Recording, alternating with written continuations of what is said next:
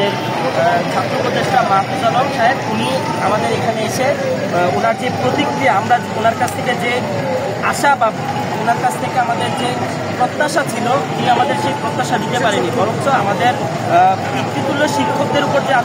আক্রমণ হয়েছে, বরঞ্চ ওইটার প্রতিবাদ না জানিয়ে ওনার উপর যে অনাকাঙ্ক্ষিত ঘটনা বোতল নিক্ষেপের জন্য উনি যেই ধরনের আচরণ আমাদের DC sir, professor sir, OBC স্যারের সাথে যেই ধরনের ঘটনা করছে, তার পরিপ্রেক্ষিতে আমরা তার প্রতি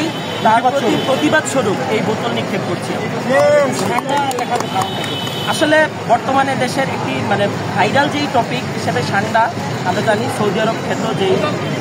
সান্ডাটি, আমরা সেই মাহফুজ আলমকে, ছাত্র উপদেষ্টা মাহফুজ আলমকে সান্ডার সাথে তুলনা করেছি। আমাদের দাবি